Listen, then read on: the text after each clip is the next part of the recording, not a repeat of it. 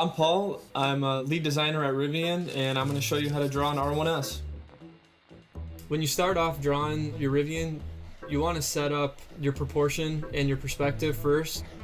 So a good rule of thumb is to start with the wheels. The R1S has about 3 wheels in between the front and rear wheels, so that's a good place to start to set up our perspective and proportion.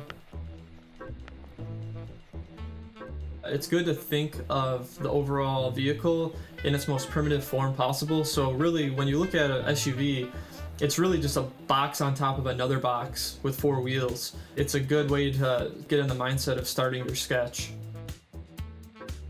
Once the wheels are blocked in, what I like to do is the wheel openings, and this allows you to bake in room for the wheel travel, which is important for an off-road SUV because you want the vehicle to look capable and like it can go over some pretty gnarly terrain. It really helps set up the overall stack up of the body side. One element that makes up our body side is this A-line that sort of travels around the whole entire car. It just makes one bold shape that makes the car feel a little bit more robust and simple. A lot of times when we're sketching, we can actually use lines to communicate what the surface is doing. Basically drawing a section through the body side so it's showing off what the form is doing. So to set up the ride height, just take a point from the front axle to the rear axle and just draw a straight line, and that'll give you the bottom of the car. So I'm still thinking at this point of the car as 2 series of boxes.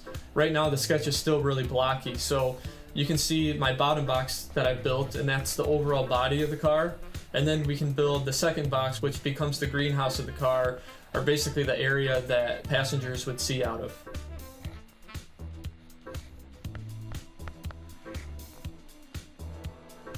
Obviously, the greenhouse isn't a perfect box, so we have to go back in and finesse it a little bit by giving a little speed to the A pillars and the D pillar, then adding a little bit of acceleration to the hood.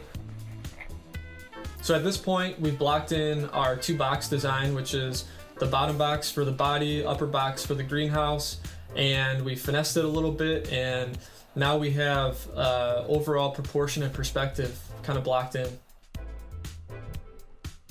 So up to this point, the sketch obviously isn't perfect, and I'm not super worried about making every single line perfect because we'll always have time in the end to go back and refine the line work.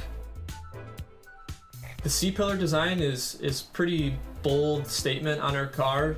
The A pillar is a black pillar, the B pillar is a black pillar, and the D pillar is a black pillar. The C pillar is the only pillar that's body color, so it really stands out, and it's cool because then it frames our logo, which is a nice touch.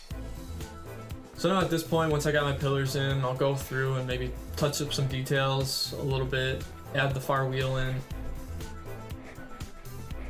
Cool. Here now we can start sketching in the front end.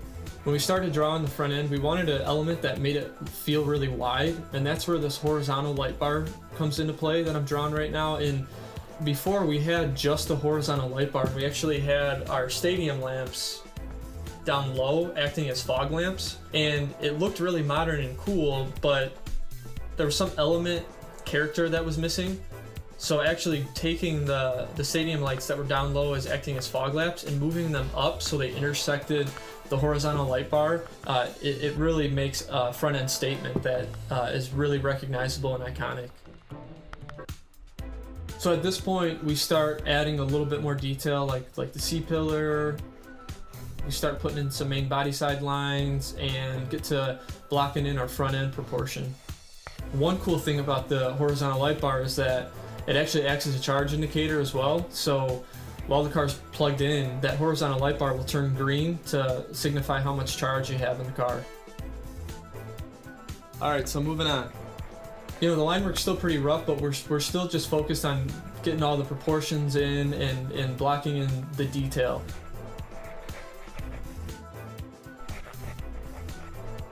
So here, you know, we're starting to sketch our bumper detail, blocking in a little bit of the lower fascia. And then we get to the air intake.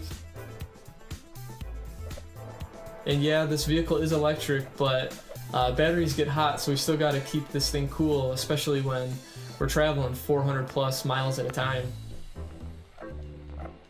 Now we can draw more detail in the lower, like the skid plate.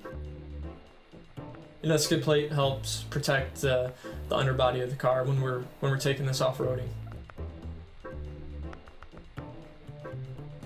So this is starting to feel pretty good now. When we're designing the car, you have the interior and the exterior to think about, but you also have the details like the wheels. And a lot of the designers are designing these different parts, but they all have to work together to create this one harmonious identity.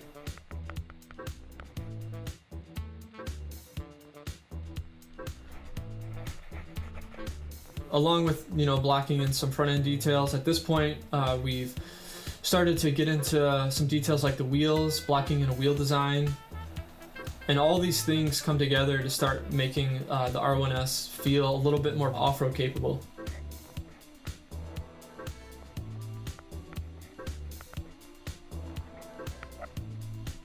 So one way to add some depth and a little bit of breadth to your exterior is to just rough in the interior headrests of the seats, maybe see through the other side of the pillars.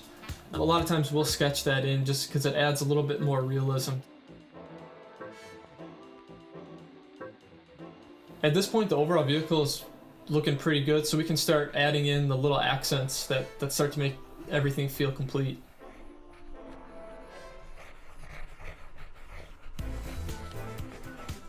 So now we're at a point in the process where we can clean up our line work and sort of fix little mistakes we've seen throughout the way.